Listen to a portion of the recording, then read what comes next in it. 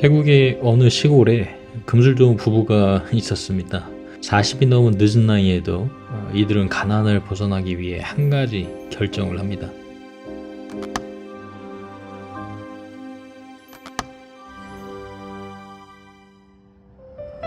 이렇게 한국행을 선택하고 불법 체류자 신세로 10년간 전북 고창군에서 정착해 일을 하기 시작합니다. 농사일을 하며 번 돈은 모두 태국 자녀들에게 보내고 하루하루 열심히 계속 일을 해나갔습니다. 태국 부부는 한국의 혹독한 추위를 견디지 못하고 냉골방에 장작불을 가지고 들어가서 잠이 들었습니다. 그리고 결국 일산화탄소 중독으로 사망하고 맙니다.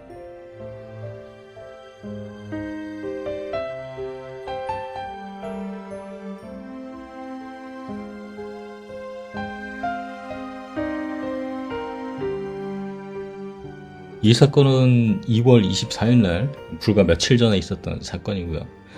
별다른 기술이 없어가지고 한국에 정착하는 게 어려움이 상당히 많았다가 한국말 배워가면서 논일 하고 밭일 하고 이항기 작업, 포크레인 작업 이렇게 돈을 모아서 태국에 있는 자녀들에게 이제 송금을 하게 되고요. 그리고 이웃집 그 사람 말에 의하면은 농사가 끝나면은 부부간에 이렇게 손을 꽉 잡고 마을 산책도 하고 이렇게 했다고 합니다. 그리고 만약에 일이 한 2시간 정도 일찍 끝나면은 그 2시간에 대한 차액을 먼저 계산하고 그걸 전부 제외한 뒤에 저는 이 돈만 지불해주면 됩니다. 이 정도만 주세요 라고 먼저 얘기했다고 합니다. 그리고 겨울에는 이제 방이 너무 추우니까 바닥에서 한기가 막 올라오지 않습니까? 그러니까 추워서 이제 그 옆에 있던 비닐하우스에 가서 잠을 자고 이렇게 했대요. 낮에 온실이 상당히 데펴지니까 그쪽이 따뜻하다고 생각해서 거기서 잠을 자고 씻는 거는 다시 또 집에 들어가서 거기서 씻고 이런 식으로 생활을 했다고 합니다. 이렇게 안타까운 사건이 있었고요. 그리고 전기장판 소비 전력이 한 50W에서 200W 정도인데 컴퓨터 한 대가 한 600W, 400에서 600W 정도 되니까 컴퓨터의 절반 정도 되는 에너지 소비 전력이거든요. 제가 옆에 있었으면 전기장판 추우니까 이렇게 따뜻하게 이걸로 해라. 전기세 많이 안 나온다. 얘기를 할 수 있었을 텐데 안타까운 사건이고요. 그리고 이번 사건이 난방비 상승이랑 관련이 없다고 하기도 힘들죠. 이분들도 만약에 난방비가 지금처럼 높지 않고 어느 정도 전기세나 이전에 등유비가 폭등했었죠. 휘발유나 경유가에 비해서 등유가 폭등해서 그분들은 생계가 달린 거기 때문에 예를 들어 온실에서 겨울에 키우시는 분들은 전기세가 1,000만 원 가까이 나왔다는 보도도 나왔고요. 그만큼 이제 시골에서 지금 많이 힘들어하는 상태죠. 이런 게 지금 윤석열 정책이랑 상관이 없다 이렇게 얘기할 수는 없잖아요. 그리고 날이 따뜻해져서 그런지 보조금 지급한다고 언론에 흘리고 몇 번 그러더니 지금은 이제 중산층 지원한다는 말이 나오고 나서 한 달 정도가 지났는데도 논의가 잘 안 되고 있죠. 사실상 중단. 언론에서는 보도를 하고 있습니다. 이런 식으로. 사실상 중단된 거죠. 이 사람들 생각하는 건 그거 아닙니까? 국민들은 멍청해. 시간 지나면 다 잊어버려. 다른 기사 쏟아내. 그 기사만 읽다 보면은 결국에 다 잊어버려. 보수적 논리가 항상 그거잖아요.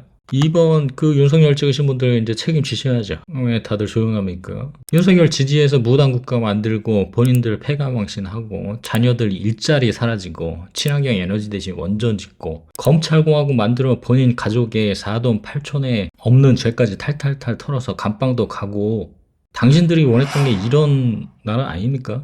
지난번 영상에서 AI 다루고 다른 유튜버들도 AI 체험 영상 엄청 만들어서 쏟아내고 있는데 이분들은 아마 관심 없을 겁니다.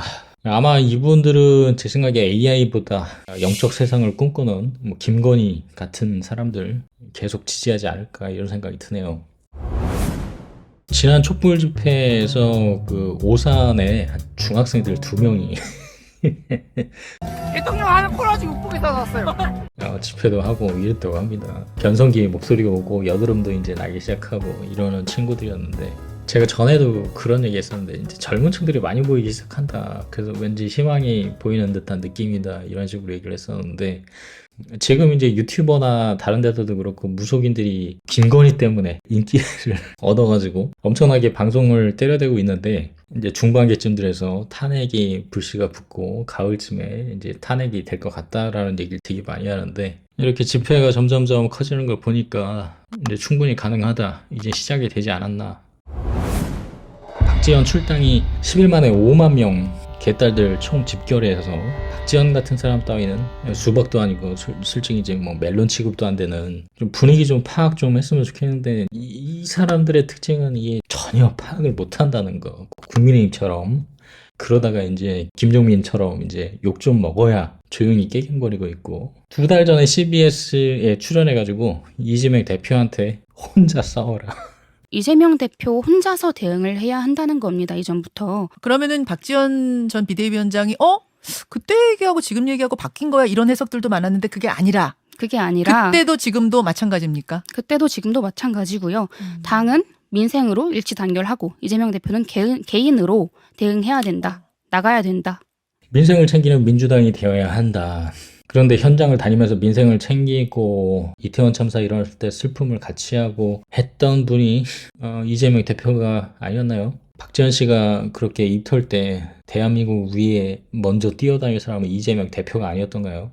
그러면서 며칠 전에 그 최경영 라디오에 나와서 또 인터뷰가 있었죠. 대안이 아닌 효과로 트램폴린을 예로 들었는데 이제 최경영 씨가 다시 묻습니다. 바닥에 트램폴린이 없어서 상승 효과가 일어나지 않는다면 대책이 있냐? 이렇게 물어보는데 그 상황을 겪어봐야 안다. 체포동의안 가결을 주장하는 제가 이것이 공격이다라고 생각을 하시는 것 같아요. 근데 지금 이재명 대표는 낭떠러지에 서 있는 모습인 거잖아요. 그런데 낭떠러지 밑에 뭐가 있을지 청원하신 분들과 제 생각은 좀 다릅니다. 예. 그러니까 그분들은 그 밑에 아무것도 없고 그냥 끝이라고 생각을 하시는 거고 예. 저는 그 밑에 아주 좀 높이 솟아오르는 트램펄린이 있다고 보는 건데요. 그러니까 죽기를 각오하고 뛰어내리면 네. 이재명 대표도 민주당도 한순간에 도약할 수 있다고 생각하는 겁니다. 네, 트럼플린은 밑에 이렇게 자동적으로 뛰어오를 수 있게 하는 어떤 장치가 있는 거잖아요. 일종의. 네. 그 탄력성이 좋은 청 같은 게 민주당에 있습니까? 일단 그 밑에 뭐가 있을지는 그 상황이 닥쳐봐야 알겠죠. 그 최경영 씨가 대안이 있냐? 다시 한번 물어보죠. 떨어졌는데 수렁이면 어떡하죠? 이제 그분들이 생각을 하시는 건 수렁이라고 생각을 하시는 거고 저는 트램펄린이 있다고 보는 겁니다. 그럼 어떤 대안 같은 거를 좀 제시해 주실 수 있을 것 같은데. 네, 지금 저는 계속해서 체포동의안 가결을 시켜야 한다고 주장하고 있고. 체포동의안 가결로 이제 대답을 엉뚱하게 돌리고 나가면서 이제 방송 진행을 이어갔습니다. 이분은 도대체 어느 별에서 왔는지 민주당 수박이나 이낙엽 씨나 국민들의 목소리로 직접 말을 해줘도 이해를 못하는데 이건 뭐 문해력 정도가 아니라고 얘기하고 싶은데 박지원 아버지 민주당 커넥션 의혹 허재영 기자가 작성한 거 있었죠. 뭐 추적했더니 이광재 뭐 정치인맥 쫘르르 쏟아져 이렇게요. 그리고 박지원이 평창 올림픽 미디어센터 근무한 것도 아빠 찬스다 뭐 이런 의혹도 있고 그냥 여러분들이 상상하시는 그겁니다. 뭐 굳이 설명 안 해도 뭐 이런 커넥션들은 워낙 많기 때문에 근데 이런 사람들이 어떻게 민주당에 들어왔는지 모르겠어요. 민주당이 꼭 깨끗한 건 아니죠. 민주당 한번 확 뒤집어 엎으려고 지금 그러고 있는 거죠. 다 뒤집어 엎어야 돼요. 그래서 제 생각은 이번 총선이 민주당의 심판론이 되지 않을까 이런 생각이 듭니다. 전에까지는 좌우에서 싸움으로 보통 이제 투표를 이렇게 했었는데 지금 이제 민주당 내에서도 뭐 낙엽파 수박 쪽 그리고 뭐 이재명 쪽 여러 가지로 나눠지고 있잖아요. 유튜버들도 갈라지고 있고 이런 부류들은 이제 안 봤으면 좋겠어요. 이런 부류들은 정말 안 봤으면 좋겠어요. 윤석열 말대로 정말 가짜는 의원들 능력도 없고 실력도 없고 어쩌어찌 하다가 동네에서 이빨 털어서 시의원 돼서 인지도 넓히고 뭐 라이언스 클럽 이런 데 나가면서 좀 더 확장하고 그러다가 어쩌다가 국회의원 되고 이런 부류들 있잖아요. 아버지 인맥 정말 다 사라져야 돼요. 이런 것들.